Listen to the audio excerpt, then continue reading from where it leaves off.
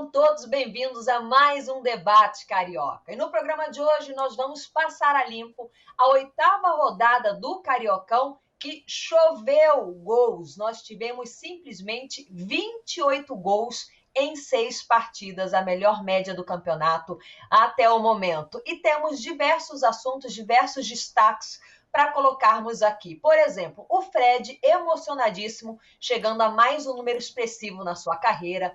O Gabigol também construindo uma marca super importante com a camisa do Flamengo. Tivemos ele, Aleph Manga, sendo destaque nessa rodada. Botafogo levando um sufoco para a Portuguesa. Portuguesa essa que se encontra no G4, diferentemente de Botafogo e Vasco da Gama. A 8ª rodada foi sensacional, então a partir de agora vamos acionar os nossos companheiros, os nossos comentaristas, eles que acompanharam todos os jogos bem de perto, detalhe por detalhe. Não é isso, Mari Fontes? Seja bem-vindo ao nosso debate carioca, tudo bem? Tudo bem, bom dia Lívia, Rolim, André, bom dia a todo mundo que nos acompanha. Posso já largar meu destaque? Por favor. Então eu vou fazer que nem ele, ó, matar aqui e soltar-lhe a bomba. Meu destaque é o Chay, aquele golaço lindo que ele marcou com a Portuguesa no final de semana contra o Botafogo. Boa, então a Mari já deu o destaque, já escolheu o gol dela da rodada. Você do outro lado vai se preparando, porque também tivemos gols de falta, de pênalti. Você vai escolher o seu gol da rodada daqui a pouquinho. André Cavalcante, seja bem-vindo, companheiro. Seu destaque inicial. Tudo bem, Lívia? Saudações para todo mundo ligado no Debate Carioca. Meu destaque inicial vai para o Flamengo, que está taxiando na pista, mas se preparando para decolar, está jogando muito. O Flamengo, pelo menos foi assim nas últimas 2 rodadas, quando o Rogério Ceni colocou força máxima ou quase força máxima durante os 90 minutos. Daqui a pouquinho a gente traz mais detalhes sobre o massacre do Flamengo para cima do Madureira, Lívia.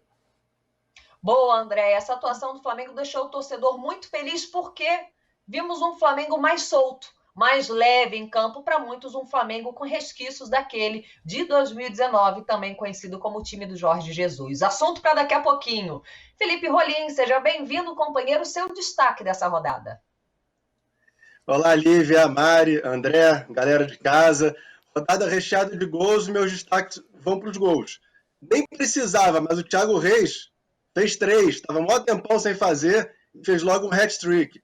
Volta Redonda fez 3 no Nova Iguaçu, ficou barato, tem que fazer mais. Flamengo fez 5 no Madureira, ficou barato, cabia mais. Fluminense fez 4 no Macaé, ficou caro para o Macaé. Fluminense não jogou para isso tudo. Tudo bem, Lívia? Boa, tudo bem, depois dessa tá bem demais. Eu gosto que o Felipe Rolim chega dando destaque, uma leve cornetada, porque cabia mais e ele não perdeu tempo, assim como esses times que golearam, né? Já mandou diversos destaques no pique com aquela categoria que só Felipe Rolim tem. Esse é o Debate Carioca, tá apenas começando. Vamos passar a limpo os resultados, então, dessa 8ª rodada. O único jogo mais magrinho foi Portuguesa e Botafogo, como a gente confere a partir de agora. Vasco da Gama, com um time mais jovem, venceu o Bangu por 4-2, ainda busca o seu lugar no G4. Já o Resende perdeu e perdeu feio para o Boa Vista, aí o Boa Vista fazendo 4-1. Botafogo e Portuguesa, o torcedor do Glorioso está preocupado. Tudo igual, 1-1. Volta Redonda 3, Nova Iguaçu 2, uma partidaça muito movimentada. Madureira 1, Flamengo 5, grande destaque dessa 8ª rodada. E o Fluminense vencendo o Macaé por 4-0, com gol vindo de Xerém e com gols dos veteranos também. Daqui a pouquinho a gente passa a limpo. Então, todos esses jogos, a partir de agora, concentre, não perca as contas, abra o seu guarda-chuva, porque teremos chuvas de gols. Vamos curtir também aquelas imagens bonitas da cidade maravilhosa.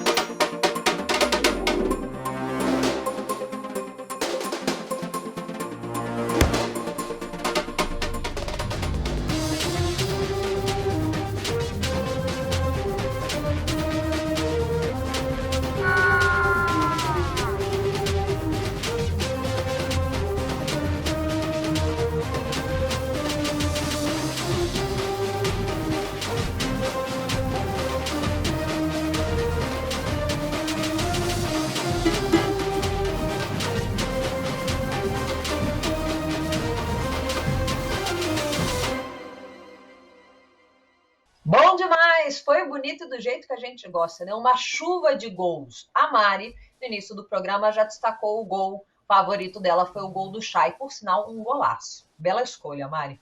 André Cavalcante, tem o seu favorito mais bonito? Olha, foram muitos golaços, viu? Mas igual do Chay, pelo menos nessa rodada, não teve, não. Um gol que lembra até aquele do Rames Rodrigues, pela seleção da Colômbia contra o Uruguai, na Copa de 2014. O do Rames foi mais bonito ainda, que bateu na trave, foi no Maracanã, um jogo muito mais importante também. Mas eu escolheria o Chay. Nessa rodada. Felipe Rolinho, seu favorito mais bonito? Nessa rodada não dá para ser diferentão, não, Lívia. Essa rodada é do Chay. Tudo dele. Ele pediu, dá para ele. O cara fez um golaço. Tá, então vou fechar com vocês no Chay. Vou quebrar a máxima que eu sempre escolho o gol de falta, que seria o do Nenê, né? E quebrou um jejum de 15 jogos sem marcar um gol. Vou fechar com o Chay e vou dar uma cornetada também. Posso? Pode rolar aquela cornetada? Sempre. Tomar gol de escanteio é brincadeira. Gol de escanteio não rola, não. Vamos falar daqui a pouquinho de Flamengo e Madureira, porque saiu o gol do Madureira, saiu em um escanteio. Vamos antes colocar aqui a classificação do campeonato? Vamos ver no momento quem é que avança, quem está fora, quem está com a corda no pescoço. O Flamengo está na liderança, são 19 pontos, mas o Volta Redonda segue buscando essa liderança, está coladinho ali, tem 19 pontos também. A diferença está no saldo de gols, né? Gols marcados. O Flamengo tem 18 gols marcados, é o melhor ataque do campeonato. Volta Redonda não está muito atrás, são 14 gols marcados. E essa briga está muito boa. Portuguesa segue firme e forte no G4, com 14 pontos, é a terceira colocada. Fluminense, com essa vitória, entra no G4, fecha o G4 aí, o quarto colocado, com 13 pontos. Botafogo segue buscando o G4, mas tem o Madureira também ali coladinho, ambos com 11 pontos. O Vasco da Gama está numa situação um pouco mais confortável, mas ainda distante. Tem 3 pontos de distância do Fluminense, que é o último do G4. O Vasco é o 7º no momento. Nova Iguaçu é o 8º com 9 pontos, assim como o Boa Vista, que é o 9º. Resende, o 8º colocado. O Bangu, 11º, com 5 pontos. E o Macaé segue sendo lanterninha, não tem mais jeito para o Macaé, só tem 1 ponto, é algo assim que realmente assusta, um único ponto em 8 rodadas.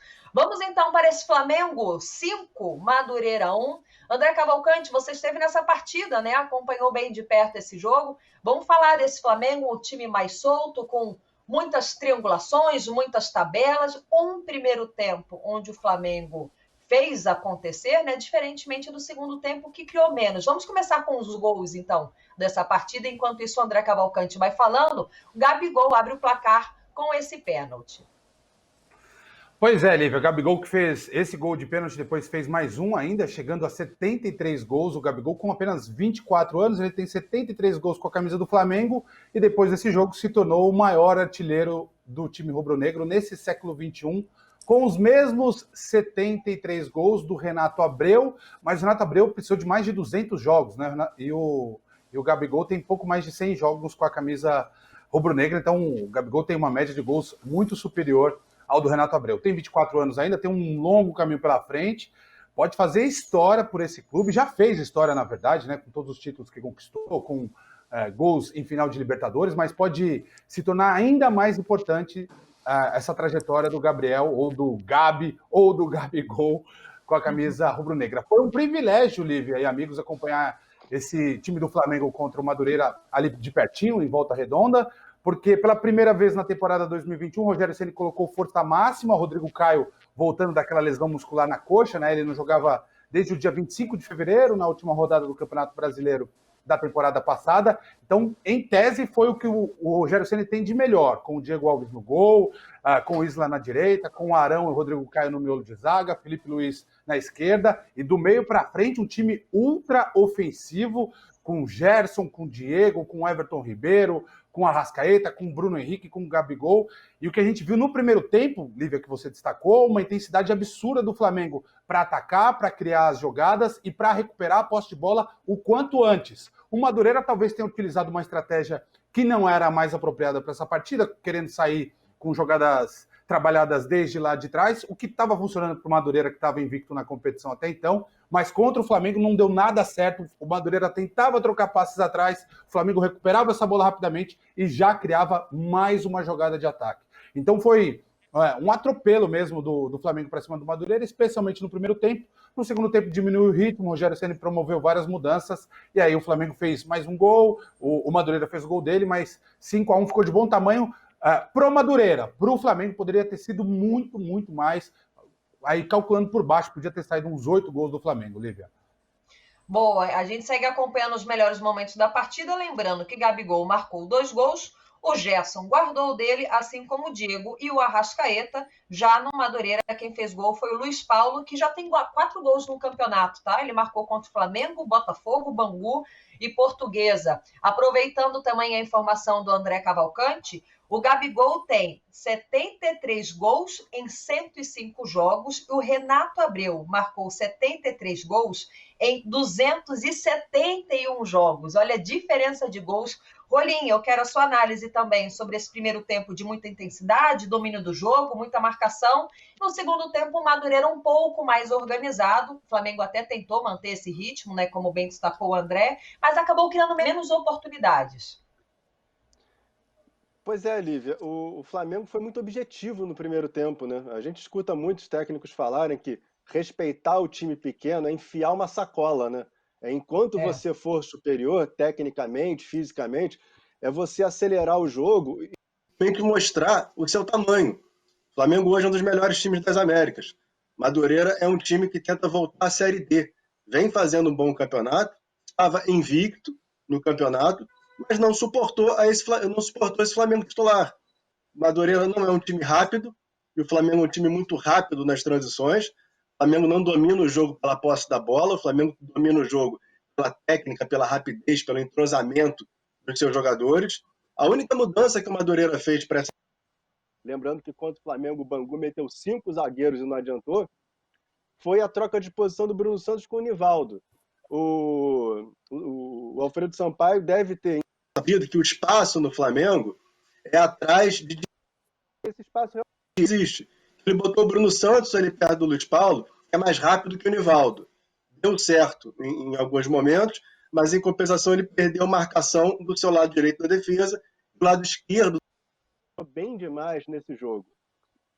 Felipe Luiz, Arrascaeta, o Gabigol ou o Bruno Henrique, um dos dois homens de frente caindo por ali, triangulando.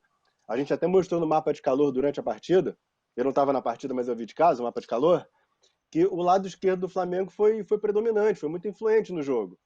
E o segundo tempo, já é aquele segundo tempo que o Rogério Ceni muda um pouco o jogo, muda um pouco o time, a partida já está definida, e aí eu tô com o André, foi até o meu destaque no começo do programa. Ficou barato para o Madureira. O Flamengo podia ter saído desse jogo com 8-1, eu não gosto de usar o 7-1, podia ter saído desse jogo com 8-1, que ia ficar do tamanho do que foi a partida. E é sem desmerecer o Madureira, né? De jeito nenhum. Sim, pela postura, eu repito, pela intensidade que o Flamengo aplicou nessa partida aí. Vamos fazer o seguinte, nós conferimos os gols, os melhores momentos, vamos com 3 lances que a nossa produção separou desse jogo do Flamengo. A gente começa com um gol anulado do Gabriel Barbosa. Ele fez gol de pênalti, mas ele também teve um gol anulado e a gente confere agora se esse lance foi bem anulado, Mari. Ó, eu só tô vendo essa imagem aqui, né? Obviamente é que todo mundo tá acompanhando. Sim. Cara, ele parece... Deixa... Aí... Não tem impedimento, não. Eu acho que... Mal anulado. Olha... Eu tô vendo só com essa... Eu já fui traída algumas vezes. Vou até afastar aqui meu quadradinho, porque ficou bem na linha ali do Gabigol. Já fui traída algumas vezes. Por essa imagem, que é a única que eu tô vendo aqui, achei que foi mal, hein? Tô nessa com você mal. Agora eu tô entendendo o André. André e Rolim falando de 8, eu falei, mas é um otimismo, hein, minha gente? Agora eu tô entendendo. Tô entendendo as considerações, uma jogada bem né? trabalhada pelo Flamengo, inclusive. Muito bem, muito bem. Foi mal. Nessa aí foi mal. Agora, o Bandeirinha, A primeira imagem que a gente mostrou, cortou para ele, né? Depois a gente concentrou só na Sim. jogada mesmo. O Bandeirinha parecia estar bem posicionado ali, viu? Achei mal anulado, mal anulado. Pois é. Vamos para o próximo lance, então. Temos mais 2 lances que a produção separou para a gente. É o lance do pênalti. Esse lance aí, Rolim. Pênalti claro e infantil. Não dá para entender como é que um zagueiro, ainda mais o Breno Calixto, que é bem rodado, ele não espera. A bola é toda do Bruno Henrique. O Bruno Henrique domina o espaço entre ele e a bola. Para ele chegar na bola, ele tem que dar a volta no Bruno Henrique. Ele não pode passar por cima do Bruno Henrique. Pênalti bem marcado. A gente acompanha mais uma vez. Aí o lance, ele chega atropelando, né? De fato, a jogada era toda do BH, toda do Bruno Henrique. O árbitro não pensou 2 vezes, apontou para a marca da Cal com segurança. E o jogador do Madureira foi o único ali que, no caso, reclamou, né? Porque no mais, todo mundo seguiu concordando ali com a arbitragem. Agora, no final do jogo, acredite se quiser, um jogo que estava aparentemente tranquilo, o Flamengo construindo um placar muito seguro, muito elástico, Madureira tentando buscar. Tivemos confusões, né, no final do jogo. Uma ainda com a bola ali rolando, outro já no apagar das luzes. Aquela cena, a famosa cena desnecessária, não precisava disso. A gente confere toda essa confusão agora. Começou aí, né, André Cavalcante, com uma chegada mais forte que o Bruno Henrique vai sofrer. Foi, o Bruno Henrique recebeu essa chegada fortíssima ali. Agora eu não tenho certeza se foi o Bruno Henrique ou o Gerson, foi o Bruno Henrique, exatamente. O Bruno Henrique recebeu essa chegada violenta no finalzinho do jogo, 5-1, o jogo não estava para isso. E aí rolou toda essa confusão, o jogador do Volta Redonda acabou sendo expulso, o jogo ficou quente no final, parecia que ia descambar, o Gabigol também se estreou com o goleiro da equipe do Madureira, o jogo ficou esquisito nos minutos finais e não tinha razão alguma para isso. A situação estava sob controle, o Madureira, lógico, tinha um nível bem diferente do jogo contra o Flamengo, mas o Madureira ao longo do jogo também não apelou, foi um lance isolado, em que o Bruno Henrique levou uma entrada violenta, e houve uma preocupação, como eu estava bem pertinho do lance ali, do banco do Flamengo, de uma possibilidade de lesão. Se o cara entra com essa força desproporcional no Bruno Henrique, qualquer um dos jogadores do Flamengo, pode acabar tirando uma... Olha lá, vocês estão vendo aí de novo a entrada. Sim.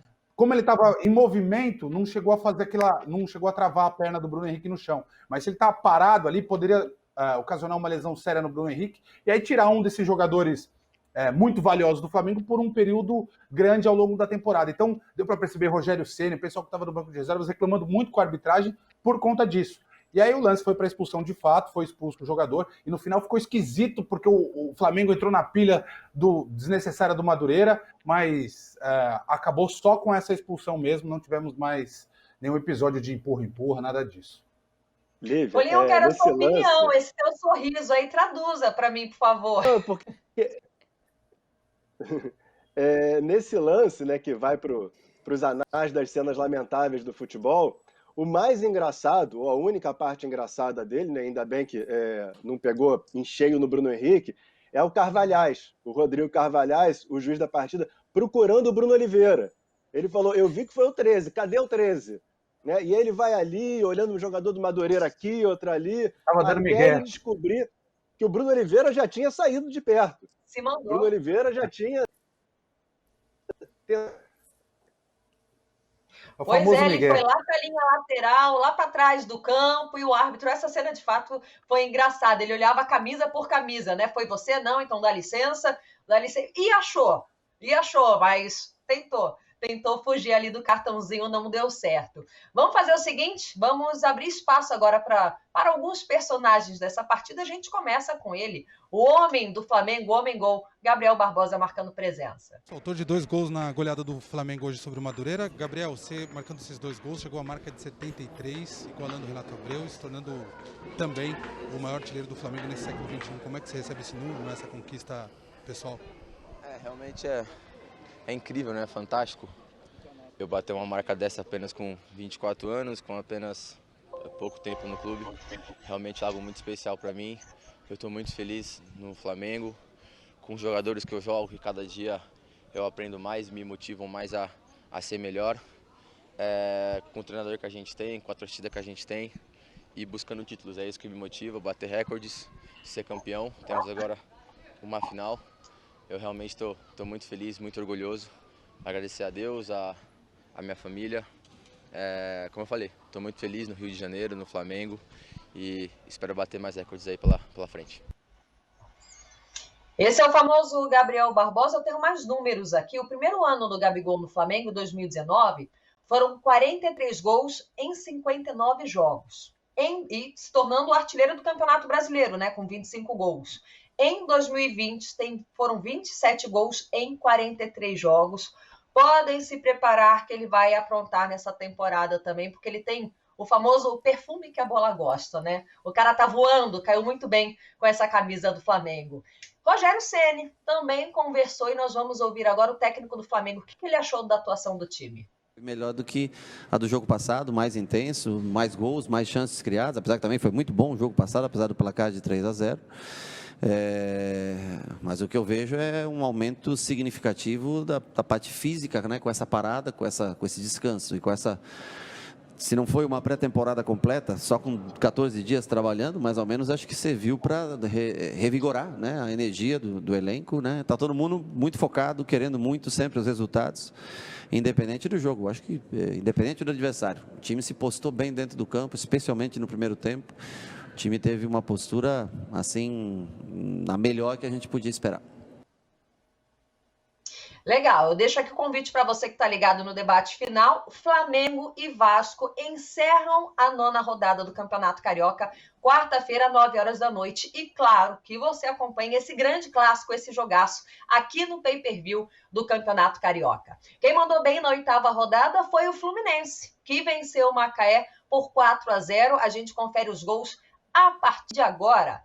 Felipe Rolim, vamos analisando aí os gols. Lembrando que Kaique marcou um gol aos 23 minutos, o primeiro jogo dele como titular, e não ficou só com os meninos de Xerém, não. Kaique fez o gol dele, Nenê, Fred e Ganso também guardaram.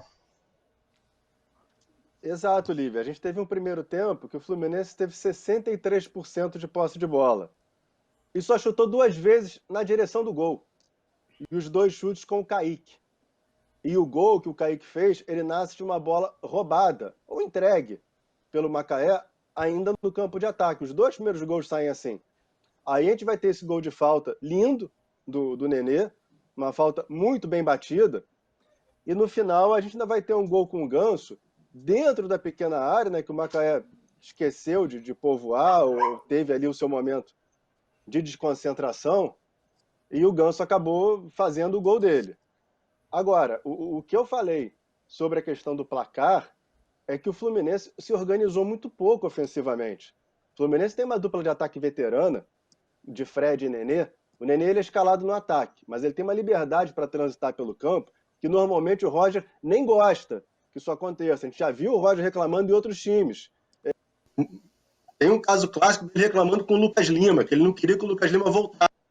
A gente vê o Nenê voltando sempre.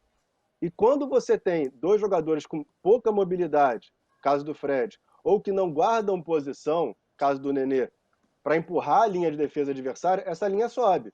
Se essa linha subir, o lado tem que trabalhar e tem que trabalhar bem. E não tem essa coordenação ainda no time do Fluminense, de triangular pelo lado, achar o Kaique. Triangular pelo lado, achar o Luiz Henrique. Os 2 gols do Fluminense, que dão um pouco de tranquilidade, nascem de bolas roubadas no campo de ataque, que também está muito certo, tem que roubar a bola. Mas é porque o Macaé é disparado o time com menos recursos. Então, 4-0, que nasce, acho que muito mais pela inapetência do Macaé do que por uma grande partida do Fluminense.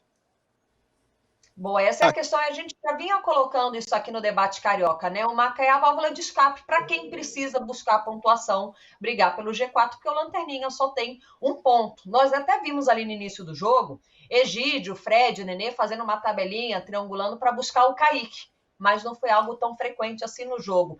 E o mais curioso, Mário, que me chamou a atenção, entre tantos detalhes que o Felipe Rolim colocou, o Fluminense abre o placar e puxa o freio de mão. no primeiro tempo. Assisti o Macaé jogando, ok, o Macaé não conseguiu super assustar o Fluminense, mas o Fluminense deu uma aliviada ali na pressão, deixou tudo para o segundo tempo. Você tá nessa também, que você acha que foi mais pela qualidade do adversário, né, ou a ausência da qualidade, esse 4-0 do Fluminense? Já te convence esse time do Roger Machado? Não convence ainda, acho que ele ainda está em fase de formação, né, também. Tava até olhando aqui, Lívia, que você falou que o Macaé, como é que você usou? Válvula de escape, né? Que só é a tem válvula de escape. E o que... A válvula de escape é muito bom.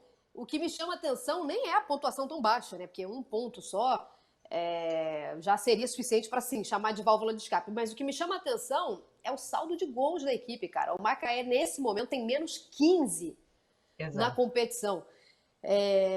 Então não é exagero nenhum a gente chamar, inclusive há pouco tempo eu fiz aí um material falando do Macaé e brincando, né, com tá em crise, chama o Macaé, porque tá todo mundo batendo no Macaé e aí acontece isso aí, a pessoa que pega o resultado do Flu ontem se ilude, né, porque eu acho que sim, você tem toda a razão, foi muito mais pela baixa qualidade, né, com todo respeito ao Macaé, do adversário, do que por mérito próprio, porque o Fluminense achou aquele gol ali, poderia ter ido pra cima e Rolim e André, os otimistas da rodada, né? Poderia ser 8, poderia ser 9.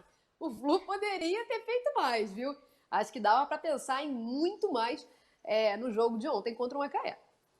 E lembrando que o Ganso, que fez o dele também, saiu do banco no segundo tempo, entrou e guardou. André Cavalcante, temos um lance para você analisar, porque nessa partida também tivemos um gol anulado. E a gente confere a partir de agora aqui no Debate Carioca. Vamos lá, o gol do Luiz Henrique, não é isso? Recebe o passe e estava um pouquinho adiantado mesmo pelo Nenê, mas acho que foi por pouca coisa. Deixa eu ver no ângulo da câmera do impedimento. O Nenê que não pode ficar solto assim, hipótese alguma, né? Um lance difícil, é um lance chamado ajustado, mas estava um pouquinho mesmo à frente, coisa de centímetros, ali uns 30 centímetros, 40 centímetros.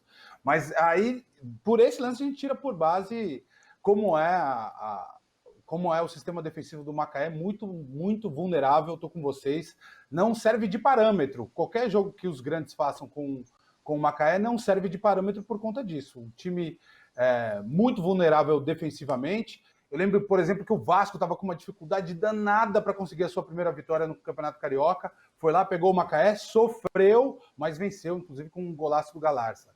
Então, é um time que não serve como parâmetro e por esse gol, assim, ajuste fino, 30 centímetros para lá, para cá, poderia ser 5, o Fluminense podia ter encontrado um gol a mais, enfim. Mas esse lance, na minha opinião, foi bem anulado. É porque, apesar do placar, o torcedor cobra muita atuação, a postura, né? A tal da velocidade, que a gente não encontra nesse time do Fluminense, né? Jogada ensaiada, triangulações, então não adianta fazer 4-0 no Macaé, mas não apresentar uma evolução em campo, mas como bem disse a Mari, ainda estão num processo de montagem. Destaque para o Nenê, fez um gol de falta. Rapidinho, Mari, quebrou um jejum o Nenê, Mari, de 15 jogos e o Fluminense não marcava um gol de falta há 244 partidas. É muito tempo, o Nenê foi lá e quebrou essa seca aí. Diga, Mari. Desculpa, é que nesse processo de formação teve a saída do Luca, né? E isso repercutiu bem nas redes sociais, que eu acho que o torcedor, né, Rolim, já estava um pouco impaciente com isso aí, né? Então, eu falei que o Fluminense não trabalhou bem como equipe, mas a entrada do Kaique no time foi um frescor, ali pelo lado direito. Kaique jogou bem, foi para cima, personalidade, 1 contra 1. É um garoto que sabe jogar pelo lado do campo e joga também por dentro, mostrou isso no time sub-17 do Fluminense, no time sub-20 do Fluminense. É um garoto ali que do meio para frente, ele domina todas as posições. Não sei quanto tempo a gente vai ver ele aqui no Brasil, mas é muito bom ver o Kaique jogar. Se tratando de Fluminense, então, o tempo vai ser menor do que o costume. Porque o Fluminense vende os meninos com uma facilidade que eu vou te contar. E faz uma falta, mas eles não entenderam esse processo ainda não. Bom, depois da partida, o Fred, que também gol dele, conversou com a nossa equipe de reportagem e demonstrou uma certa emoção. Estava emocionado com mais um número importante na sua carreira. Vamos acompanhar. 399 gols como profissional, 181 com a camisa do Fluminense, a 3 do Orlando Pingo de Ouro para se tornar o segundo maior artilheiro da história de um dos times mais tradicionais do nosso futebol. O que você sente olhando para esses números? Cara, assim, eu olho e vejo que Deus realmente nos dá muito mais do que a gente pensa, sonha e muito mais até do que a gente merece, né? Porque olhar lá para trás e ver que o meu sonho era só jogar numa equipe profissional e poder ver que eu pude entrar assim, escrever um pedacinho da minha história num clube da grandeza do Fluminense e o mais importante, ter uma relação humana que eu tenho com o clube inteiro, né, onde atinge diretoria, jogadores, staff, né, funcionários e torcida. E não só a nossa torcida, né, que é o mais essencial assim para mim, mas também os outros torcedores. Sempre que eu passo, quando vem conversar comigo, o primeiro assunto é Fluminense, então é uma honra para mim muito grande. Já já nós vamos falar da vitória do Vasco diante do Bangu. Rolinho, eu gostaria de uma palavrinha sua em relação ao Fred. O que representa o Fred na história do Fluminense? Onde ele se encaixa nessa rica história do tricolor carioca? Lívia, é uma pergunta que eu sempre tenho muita dificuldade para responder.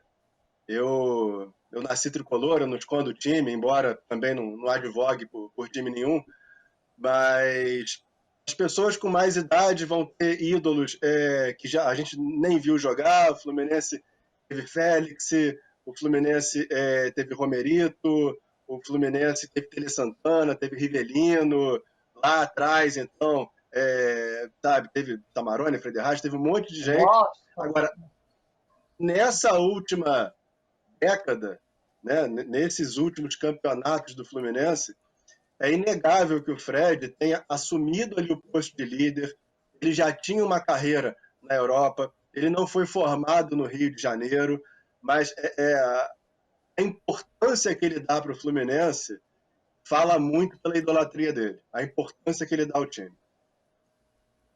Esteve nesse time nos momentos bons e nos momentos ruins, e quando saiu não foi uma saída fácil, assim, de sair e não olhar para trás, né? Fred, de fato, construiu uma história, está construindo uma história muito bonita no Fluminense. Vamos falar de Vasco da Gama? O Cruz Maltino venceu o Bangu por 4-2, os gols na tela, e a gente passa a analisar essa vitória a partir de agora. Lembrando que Thiago Reis, o menino de 21 anos, marcou 3 gols. Thiago Reis, que surgiu para a torcida do Vasco lá atrás, em 2019, quando fez um gol contra o Flamengo, mas aí não foi de lá para cá, né? Não teve essa atuação toda que o torcedor do Vasco esperava, perdeu espaço no time e volta a ganhar espaço agora no comando do Chamusca. Vamos ficar de olho para ver se no comando do Chamusca ele... Do Cabo, gente. Perdão, é outro do Marcelo. Cabo. Chamusca tá lá. Oi? É o outro É o Xará. Marcelo, que os dois são Marcelo.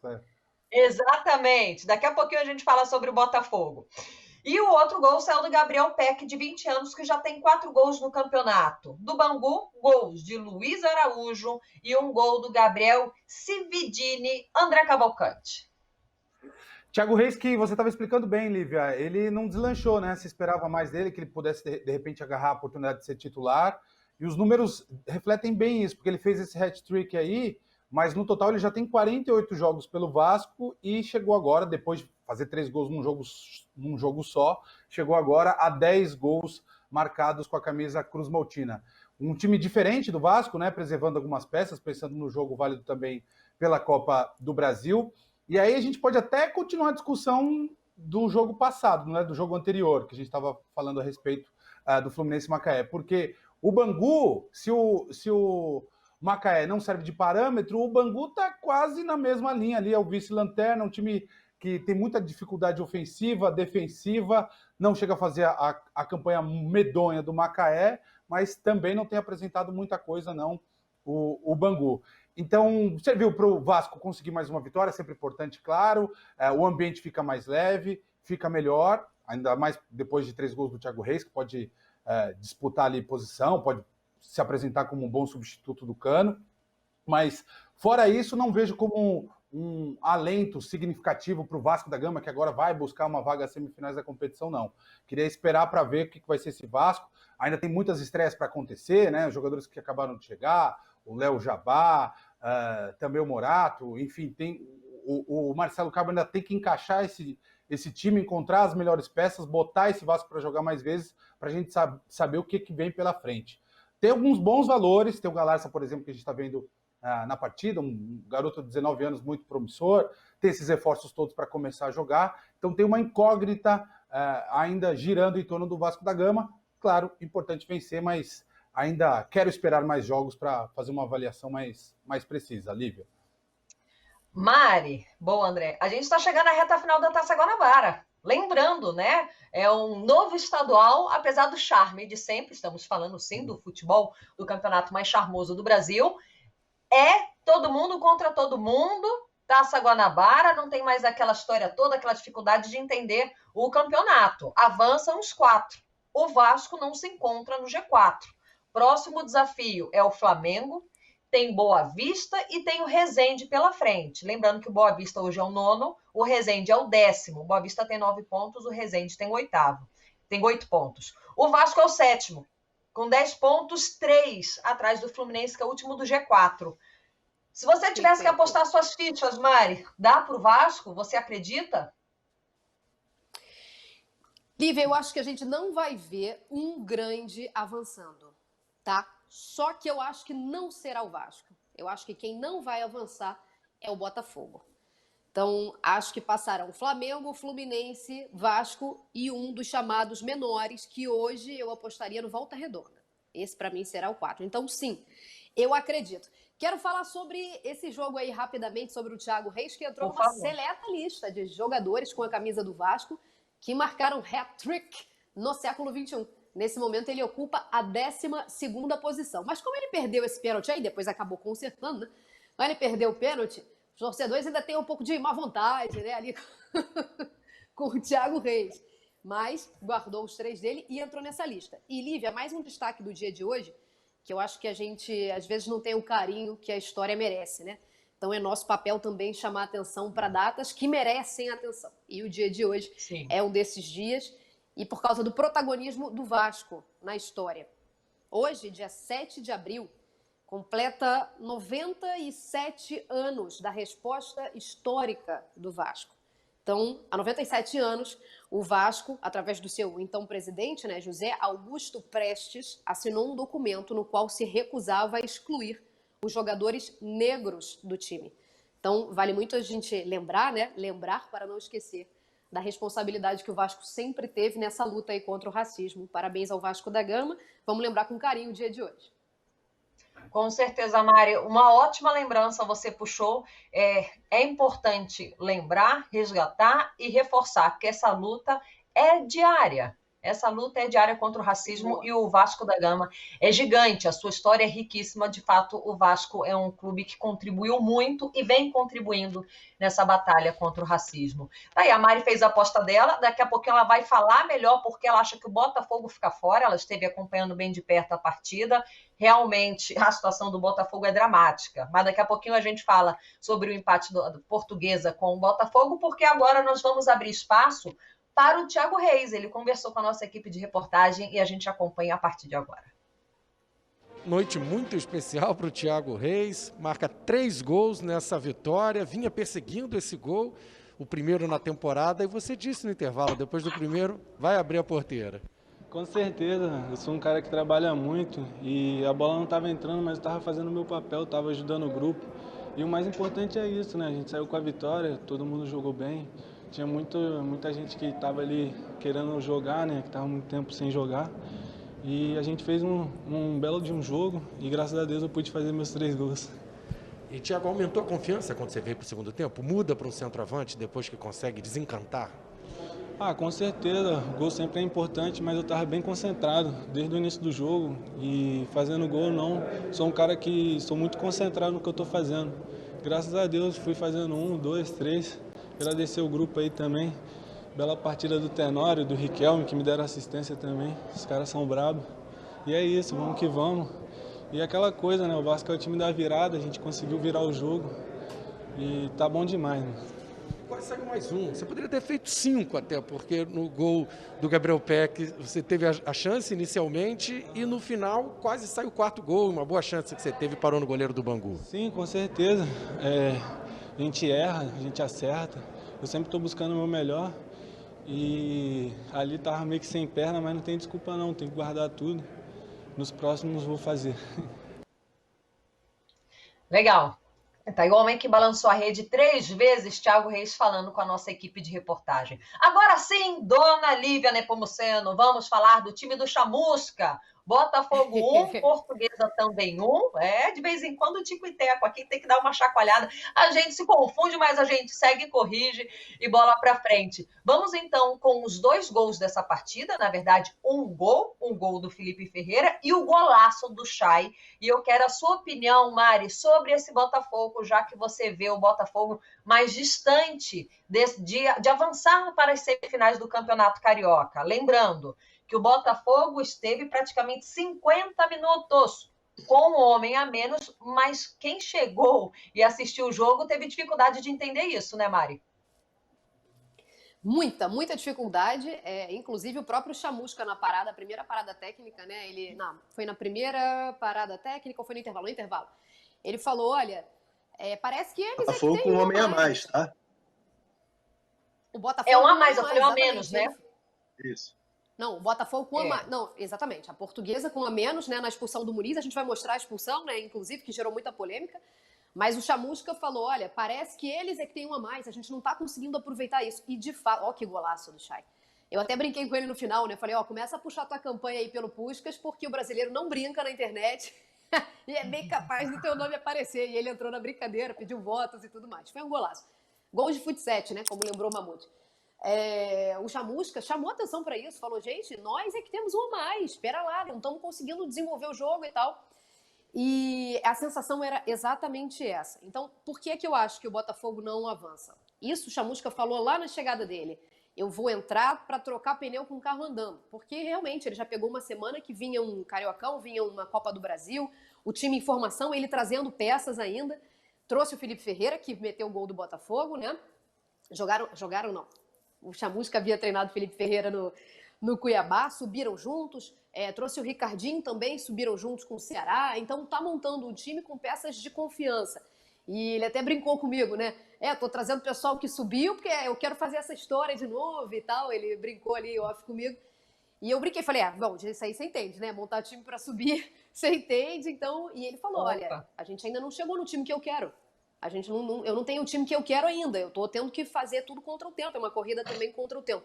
Então, acho que não haverá tempo para o Botafogo formar esse time para se classificar. Então, por isso, eu acho que o Botafogo não chega. É impressionante, porque a pressão que o Botafogo botou quando estava tudo igual, 11 contra 11, foi muito maior do que quando tinha um a mais. Então, não sei, talvez reflexo da temperatura, reflexo do ritmo imposto, não sei qual foi a dificuldade que o Botafogo enfrentou ali, enxergou ali, na verdade. Mas fato é que realmente aproveitou muito pouco. Quem chegou depois da expulsão mal percebeu que tinha um homem a mais ali do lado do Botafogo. Pois é. Eu vou concentrar no meu comentário para não derrapar de novo, né? Porque não sei se vocês já ouviram essa frase. Tem dia que é noite, né? E para mim tá difícil. É que o Tico tá dando choque com o Teco. O Botafogo esteve com um a mais durante 50 minutos. Essa é a frase. Agora, Felipe Rolim, 3 pontos me chamaram a atenção. A Portuguesa pressionando alto e roubando a bola com uma facilidade incrível do Botafogo. A mudança que o Chamusca fez no segundo tempo, quando sai Matheus Babi, atacante, entra o Kaique, volante, e a dificuldade do meio de campo do Botafogo. Por favor, gostaria que você falasse sobre esses 3 tópicos. Bom, vamos lá. Babi, né? A expulsão aí, Rolinho, olha a expulsão aí, ó. Só para não... Lembra, eu falei, vamos ver a imagem da expulsão. Essa expulsão aí, Lívia, só rapidamente... Ela foi muito polêmica. Por quê? Apesar da gente até brincou, né, lá na transmissão, o Mamute falou, NFL, segurou, aquele jeito do Mamute, né, ímpar. Muito engraçado, divertido e tudo mais, mas não era o último homem. Então, essa foi a reivindicação do Banco da Portuguesa. Não era para expulsão. E aí o Rolim acabou concordando, né? A gente estava junto na transmissão. Rolim acabou concordando com a reclamação da Portuguesa. Desculpa, Rolim. Não, tranquilo. Lívia, vamos lá. Me rememora. Babi primeiro? A pressão alta, a Portuguesa pressionando alto e roubando a bola com uma facilidade extrema. Isso me chamou muita atenção. Sim, a Portuguesa, o que me chama muita atenção no time do Felipe Sorian é que a Portuguesa ela constrói ofensivamente com bola no pé e num 3-2-5. É quase a pirâmide invertida do Guardiola que faz um 2-3-5. A Portuguesa coloca um volante, que é o Muniz, entre a zaga, os outros meias, o Romarinho e o Mauro Silva ficam por dentro e o resto é todo na frente. Os 3 homens de frente, mais os 2 laterais espetados. Para você jogar assim, quando você perde a bola, você tem que pressionar alto, porque não tem ninguém lá atrás. Então você ataca como você defende e você defende como você ataca. E a gente escutou o Chamusca falar na parada técnica que estamos dando transição para eles. Aí a gente joga o futebolês no dicionário, dar transição é perder bola boba. Eu não estou conseguindo jogar, estou entregando a bola para eles e eles estão fazendo transição em cima de mim. E o Botafogo só cercava no meio de campo. O Botafogo com o Friso e com o Ricardinho por dentro, o Botafogo podia ter ganho aí, ó, com quase 45 minutos de jogo, uma bola que o Navarro ganha, o Watson chega junto com o goleiro, aí o Neguete tira, a bola bate no lateral da Portuguesa, aí o Luiz Gustavo tira, o Watson volta e tira de novo, acaba levando a pancada do Matheus Nascimento. E aí mais no finalzinho, o Emerson Carioca, que entrou no segundo tempo, mete uma falta ali bem complicada também para o Douglas Borges. Mas, sim, como o Botafogo não roubava a bola, como o Botafogo perdia muita bola, e como a Portuguesa tem esse jeito de jogar, que ela vai fazendo a transição, vai progredindo com a posse da bola, parecia que a Portuguesa tinha um a mais, e não o contrário. O Babi, que tomou o 3º cartão amarelo, não joga o próximo jogo, já fica aquela especulação de será que o Babi ainda joga pelo Botafogo? Babi não fez uma boa partida. Mas o gol do Botafogo nasce numa coisa que só o Babi faz para esse time. Escora. Como o passe do Botafogo não está entrando, quando volta o centroavante para o meio de campo, abre a asa e segura a bola, ele acha quem está passando. Né? É o achar o terceiro homem. Se o passe do PV para o Marcinho não entra porque tem alguém na frente, vem o Babi, escora e dá o passe mais curto. E aí sai o gol do Botafogo. Então, o Babi jogou mal? Sim. Onde é que está a cabeça dele? Não sei. Vai fazer falta por enquanto? Vai. O Babi começa o campeonato com uma declaração um tanto quanto infeliz do empresário, né, menosprezando o Botafogo, a atual situação, a realidade, falando que ele não é jogador para time de Série B. Agora fica esse processo, vai para o Fluminense, vai para o Atlético Paranaense, e de fato não deve ser fácil para um menino tão novo estar com a cabeça concentrada em campo. E rapidinho, a saída do Babi e a entrada do Kaique, te agradou essa mudança? Então, o Chamusca tirou o Babi e o PV porque eram os 2 amarelados. E a arbitragem do Bruno Arleu foi ruim, principalmente na parte disciplinar, na parte dos cartões. Na parte ali dos gols tem interferência do Bandeira também, mas na parte dos cartões ele poderia ter tirado alguém do Botafogo no segundo tempo, inclusive o Souza, que entrou no lugar do PV, já entrou tomando um amarelo e depois fez outra falta que também era para amarelo. Mas eu acho que a saída do Babi pode ter sido também pelo mau primeiro tempo dele, mas eu acho que o Chamusca tirou os 2 amarelados. Boa, então vamos para os lances polêmicos de Botafogo 1, Portuguesa também 1. Portuguesa tem o melhor sistema defensivo do Campeonato Carioca e está no G4, não custa reforçar. A gente começa com esse lance, André Cavalcante, vamos analisando juntos aqui. O árbitro eu não vi essa bola toque, pegar na mão dele, não. Isso, do Juliano. Olha só, vamos reparar. Eu vejo a bola batendo na coxa, na perna. Não dá para saber exatamente onde, mas no braço eu não vi. Eu não anularia esse gol, não. Obrigado, André. Vem comigo. Também não. Não. Mari deixa eu te falar. Mari Fontes também não. Diga. Ela gerou, como sempre gera, a gente está falando de futebol, de eu fui muito homenageado nas redes sociais quando eu disse que essa bola pegou no joelho. Eu não estou aqui para torcer contra ninguém, mas alguém tem certeza absoluta que essa bola pegou no braço? Eu tenho certeza que essa bola pega no Julian. E para mim essa bola pega mais na perna do que no braço, até porque ela pega na perna e sobe. Se ela pega no braço, acho que ela desceria, não sei. Mas a pergunta que fica é, alguém tem certeza absoluta que essa bola pegou no braço? Porque o juiz só pode marcar aquilo que ele vê. Eu não vi, ou pelo menos eu não tenho certeza absoluta que essa bola pegou no braço. Pois é, eu também não anularia, não. E o árbitro, ele não está necessariamente na diagonal, né? Ele vem de trás. Eu acho que ele também não tem a melhor visão do lance para poder anular esse gol, não. Mas, mais uma polêmica no Campeonato Carioca. Vamos com o lance da expulsão? Mais um lance aqui pra gente analisar. O zagueiro Muniz, né, derruba o Rafael Navarro. E aí teve a polêmica, é o último homem, não é o último homem, mas o árbitro foi lá, puxou o cartão com clareza, com categoria ali, Rolim. Então, era 1 contra 2, né? Não 1 contra 2 porque o Diego Guerra estava longe. Vamos lá, 1 contra 1 mais a sobra do Diego Guerra, né? Então não era uma chance clara e manifesta de gol para você puxar o vermelho. A jogada é tragicômica. A jogada não pode acontecer esse tipo de coisa no futebol porque é muito feio o que o Muniz fez. Quase que ele arrancou a roupa ali do Navarro. Não foi uma jogada que tira uma chance clara de gol e não foi uma jogada que ele entra com violência, né? Que são os casos clássicos de vermelho. Durante a partida eu até falei, pô, isso é para amarelo, não sei o quê, mas hoje eu tô bem dividido, sabe? Porque é muito feio isso numa partida de futebol. Continuo achando que não é para vermelho, mas sabe quando você acha que o amarelo ficou pouco também? Eu vou te falar, eu tô vendo e revendo o lance, eu deixo o vermelho aí.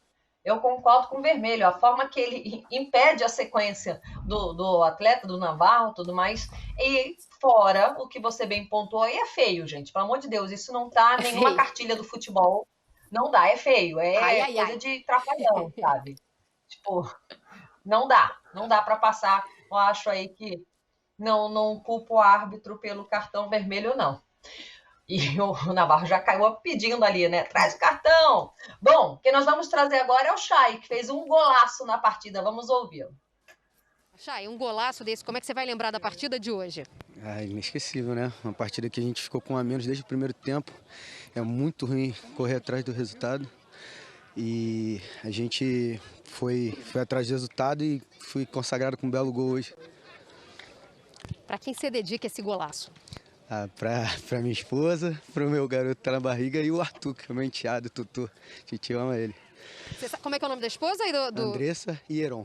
E o Heron é o que tá vindo. O Heron tá vindo e o Arthur é meu enteado. Muito bem. Agora deixa eu falar uma coisa. Você sabe que brasileiro em rede social não perde tempo, né? Daqui a pouco tem certeza teu gol vai pintar aí candidato a Puskás. Faz tua campanha aí, cara.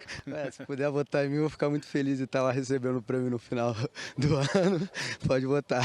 Ô, Mari. Bom demais, Mariana Fontes já agitando as redes sociais, fazendo campanha, por que não? Vai que, né? Por que? Numa contou... dessa? Não custa nada pedir, foi pedido e ele... O Wendel Lira, gente... O Wendel Lira foi assim, aquela coisa de rede social, foi todo mundo... Vocês lembram disso, né? Óbvio, foi um golaço, né? Como todos que concorrem, mas foi aquele movimento de rede social. Quem me chama falou? Só para não deixar passar, porque daqui a pouco a gente vai sair do Botafogo, eu tô com a Mari, o Botafogo tá com a vida bem complicada, porque o Botafogo pega o Volta Redonda na 9ª rodada, e entre a 9ª e a 10ª rodada, o Botafogo tem Copa do Brasil, sabe? Que também é importante. O Botafogo vai ter que viajar. Botafogo, eu anotei aqui, Botafogo pega o ABC, sabe? Então, vai ter que jogar no talo ali contra o Volta Redonda e sabendo que tem um outro jogo, que vale o Pix também, que é importante para quem está na Série B. Eu até anotei aqui, Rolim, foi bom você puxar esse assunto de volta, porque a sequência do Botafogo é pesada, André Cavalcante. Tem o Volta Redonda, vice-líder do campeonato, brigando ponto a ponto com o Flamengo, com apenas 4 gols a menos do que o Flamengo, ou seja, vai ser no detalhe ali, liderança e vice-líder. Botafogo depois tem pela frente Fluminense. É clássico, é diferente. E o Fluminense hoje se encontra no G4. E aí fecha contra o Lanterna Macaé.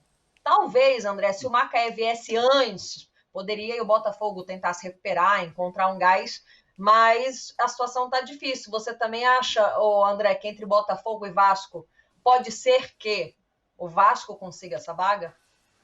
Eu acho que a situação é delicada para as duas equipes, mas eu coloco em igualdade de dificuldade. Eu não vejo nem Botafogo nem Vasco com mais chances, não. Acho que os dois vão ter que melhorar nessa reta final e tirar forças que ainda não foram apresentadas na competição para conseguir a classificação.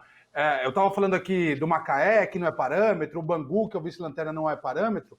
A Portuguesa, mesmo jogando boa parte do jogo com um jogador a menos, a Portuguesa é sim parâmetro. Ela faz uma ótima campanha, tem bons jogadores. O Rolim já descreveu para a gente taticamente. É um time abusado para colocar todo mundo no campo adversário. Então, eu entendo as razões que levaram o Botafogo a ter dificuldades nessa partida. Só que a sequência realmente é difícil. Volta Redonda principalmente vai ser complicado, o clássico com o Fluminense, mas ainda se o Botafogo pudesse escolher, seria exatamente isso que você falou, Lívia. Era melhor pegar o Macaé, ganhar mais confiança e depois encarar esses desafios. Por conta da sequência, eu acho que tanto o Botafogo quanto o Vasco da Gama, os dois estão em apuros em busca de uma vaga às semifinais.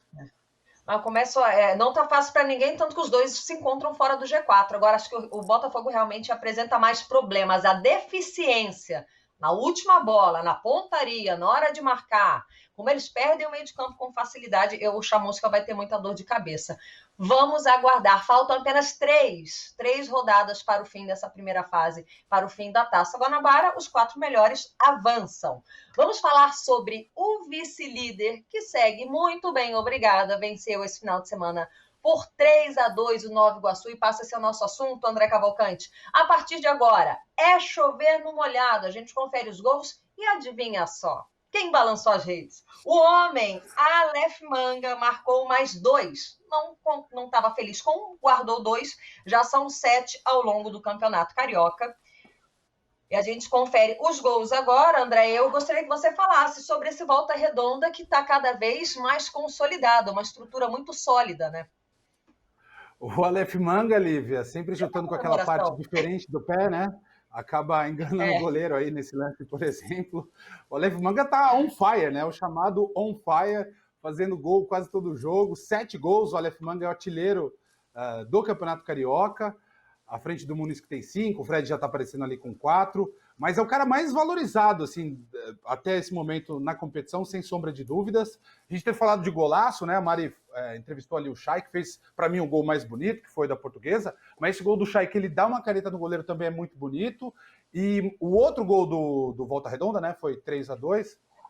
O Aleph Manga guardou 2. O outro gol foi marcado pelo Hiroshi, também foi um belíssimo gol, domínio de bola, deixou a bola pingar, deu um chute forte no gol. O Volta Redonda é o time, depois do Flamengo, que apresenta o melhor futebol na competição, e isso se reflete também pela pontuação, tanto que as duas equipes dividem ali a liderança do Carioca 2021. Volta Redonda tem tudo, a faca, o queijo na mão, para se classificar e fazer frente para os grandes nessa reta final de classificação e também nas semifinais do estadual, Lívia. Olha o golaço do Hiroshi aí. Vice-líder, já são 6 vitórias, tem o artilheiro do campeonato até o momento e não vem oscilando como os outros times acabam oscilando. Daqui a pouquinho nós vamos falar de Boa Vista e Resende. Ô, Rolinho, o que mais te agrada nesse time, além do Aleph Manga? A maneira como Volta Redonda tenta neutralizar os adversários também, Lívia. A gente falou do Botafogo com a ABC, Volta Redonda pega Juazeirense nesse meio de semana também. A Copa do Brasil vai influir aí entre a 8ª e 9ª rodada no Carioca. Mas esse Volta Redonda, que meteu 3 gols no Nova Iguaçu, sabe que o Nova Iguaçu tem uma esticada pelos lados, com o Lúcio, eles barraram. Volta Redonda botou o Bruno Oliveira um pouquinho mais na frente de um lado, botou o Luiz Paulo um pouco mais na frente do outro, segurou o Emerson junto com o Bruno Barra, deixou só o Naninho chegar um pouco mais perto do Aleph Manga, do MV, do João Carlos, e segurou o contra-ataque rápido do Nova Iguaçu. O Volta Redonda meteu 2, podia ter metido 3, 4, tem uma defesaça do Luiz Henrique, essa bola perdida pelo Oliveira, tem uma outra bola também que o João Carlos está dentro da área, sem goleiro, e não consegue fazer o gol, e aí toma o gol do Ian. E aí fica aquele 2-1 complicado até o final do jogo. E aí o Volta Redonda tem a maturidade ele também de não desorganizar, de segurar o Nova Iguaçu. O gol do Hiroshi sai com 43, 44 por aí, dá aquele 3-1, dá aquele descanso. Eles ainda levam o gol do Ian nos acréscimos. Então o Volta Redonda, a gente já sabe que tem um ataque rápido, inteligente, Aleph Manga trocando muito de posição, João Carlos meio que parou de fazer gol, mas é um cara importante porque segura adversário, o MV entrou bem nesse time, o Naninho é muito técnico, Mas, além disso, uma vez a gente escutou o Neto Colucci falar: meu time joga e deixa jogar. Não deixa jogar, não.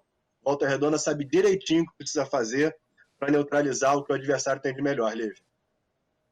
Legal, tá? É bacana de acompanhar o Volta Redonda. Eu vou deixar uma missão para a Mari e para o André Cavalcante, caso essa missão caia para eles, né?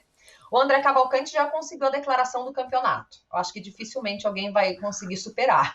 Nós temos aí a possibilidade do encontro de Aleph Manga e Bruno Henrique, o seu ídolo, e eu quero descobrir essa comemoração, Mari, que eles estão renovando o significado. Você viu ali, parece que está todo mundo meio doido, né, na comemoração do Aleph Manga.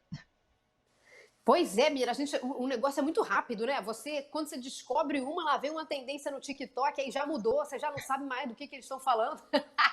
Mas vamos apurar isso aí que eu acho importante. Bom, eu me sinto a tia velha, né? Porque essas novidades todas do TikTok, redes sociais, não tenho acompanhado tanto. Fala. Não dá. Lívia, desse mato sai coelho. Se perguntar o porquê da comemoração disso e ficar perguntando tá dada a dica. Exatamente, é por isso que eu fui aí nesse mato. O Aleph Manga, ele não tem papa na língua, não. Perguntou, falou, o homem faz gol, ele dá declarações boas, e é um baita jogador, personagem, até o momento, o personagem do Campeonato Carioca. Mais uma vez o gol, teve um desfio ali, mas está lá, no fundo da rede. Vamos falar sobre Boa Vista. Boa Vista que atropelou o Resende, tá? Boa Vista venceu o Resende por 4-1. Nós vamos conferir os gols dessa partida. Na tela, lembrando que Michel Douglas marcou 2 vezes para o Boa Vista, Marcos Vinícius guardou dele e o Jefferson Renan também. O único gol do Resende veio do Derlei da Silva. Mari, com essa vitória, o Boa Vista passa o Resende na tabela, estão muito próximos ali, o Boa Vista é o 9º, o Resende é o 10º, e o Boa Vista vinha de uma sequência muito ruim, né? Vinha de 3 derrotas e um empate, acabou passando por cima do Resende. Tô com a tabela aberta aqui também do lado esquerdo, Livia. A gente precisa lembrar desse regulamento novo, né? Desse formato novo do estadual. Então, tão importante quanto aparecer entre os 4 é aparecer do 5º ao 8º, né? Então, acho que tem uma briga aí. Inclusive, os times de menor expressão sempre são muito... Não sei se eu poderia dizer racionais, porque eles surpreenderam, né? Muitos fizeram campanhas aí absolutamente surpreendentes, mas tem o pé no chão quanto a isso, né? Que não dá para pensar em, de repente, entrar numa competição para bater o Flamengo ou para bater Essa comemoração é boa, Mari. Essa é boa. O treinador adora, né? Essa é aquela que o Michel Douglas fica feliz. Pula uma carniça ali no Marquinhos. Exatamente. E o treinador fica bem feliz, que já aconteceu de gente se machucar, assim, né? É bem bacana fazer isso aí. Mas, voltando aqui, os times menores... tem agora essa oportunidade, né, de uma segunda competição, que é essa que vai acontecer entre os times que se classificarem do 5º ao 8º. Então, acho que a gente precisa lembrar disso, né, que, claro, a meta é avançar e tudo mais, mas não é todo time de menor expressão, de novo, com todo respeito a todos que participam, que fazem o que Volta Redonda está fazendo, o que a Portuguesa está fazendo, né, que sofreu 3 gols, né, nessa competição até aqui. Então, não é para qualquer time de menor expressão. Então, a gente tem que ficar de olho também nos times que ocuparão do 5º ao 8º lugar. Foi muito bom, Mari, você relembrar, porque a gente acaba focando muito no G4, quem avança na Taça Guanabara, e essa é justamente a novidade do campeonato, né? Os 4 primeiros avançam, mas aqueles que ficam do 5º ao 8º, como bem pontuou a Mari, eles disputam a Taça Rio, uma competição à parte, é uma outra chance, pode se colocar de uma forma diferente, então é importante ficar sim do 5º ao 8º ali, caso, lógico, não consiga o primeiro objetivo, que é avançar, é ficar no G4, mas no momento, Boa Vista e Resende, então, tem como esse objetivo bem colocado da Mari, já que Boa Vista é o 9º e o Resende é o 10º. Bom, já passamos a limpo todos os 6 jogos dessa 8ª rodada. A rodada que nós tivemos mais gols até o momento, foram 28 ao todo. E chegou aquela oportunidade que a gente tanto espera, de cornetar a produção. Por que cornetar a produção? Eles tiveram a ousadia de montar um top 5. De 28 gols, eles escolheram os 5 mais bonitos. E depois nós vamos carimbar o top 5 ou não da produção, porque a gente também gosta de dar aquela cornetada. Vamos ver.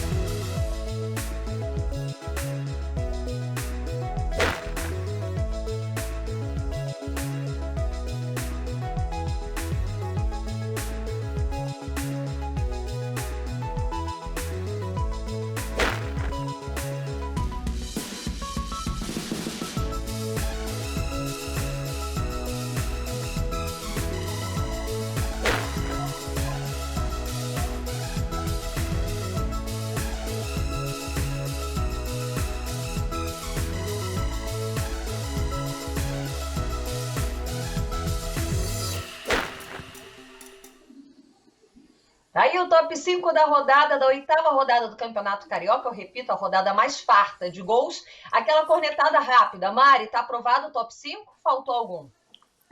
Então, eu vou fazer que nem o Gil aqui no jogo da discórdia, né? Só pelo ranço mesmo. O Carlos Sartori tem alguma coisa a ver com isso? Porque se tiver, eu corneto. Mas se ele não tiver, tá muito bom. Só pelo ranço, Sartori... Sensacional. Tá maravilhoso. Foi bem demais. André Cavalcante, curtiu o top 5? Olha, eu estava prestando bastante atenção e tentei lembrar aqui alguma coisa para conectar. Estava com essa vontade de soltar a corneta, mas foi redondinha assim, a lista. Não lembrei de nenhum gol mais bonito do que esses 5, não. Rolim, gol do Aleph Manga, do Hiroshi, do Derlei, Arrascaeta e Chay. Esses são os 5 gols que a produção escolheu. Porque o gol do Nenê foi no waterpolo, né? Aí não entrou no top 5. Aquela falta foi dentro da piscina. Mas tirando isso, tá tudo ótimo. Você tiraria, Rolim, dessa lista? Curti muito, Rolim, curti muito. Não dá para deixar passar a batida aqui, independente do ranço ou não da Mari, que eu também concordo. Tá aí uma cornetadinha de leve. A rodada foi muito farta, não poderia deixar passar em branco. Bom, vamos voltar para a seriedade, vamos analisar agora a 9ª rodada do Campeonato Carioca, que começa no sábado. Palpite no pique. Rolim, Macaé e Resende, no sábado. Nossa! 0-0. Sem grana. Eu deveria anular o seu palpite, mas tudo bem. Viva a democracia. 1-1. Oi? 1-1. Muito obrigada, eu já te agradeço um pouco mais. André Cavalcante, Portuguesa e Bangu. Portuguesa 2-0. Volta Redonda e Botafogo ainda no sábado. Mari, que tanto gosta de acompanhar o Botafogo. Ui! E tanto gosto do Botafogo e tanto gosto do Volta Redonda, né? Aí você me complicou, Exato. mas eu vou de 2-0 Voltaço. 2-0 Voltaço. E o Botafogo ficando com a vida mais complicada, tendo o clássico pela frente contra o Fluminense.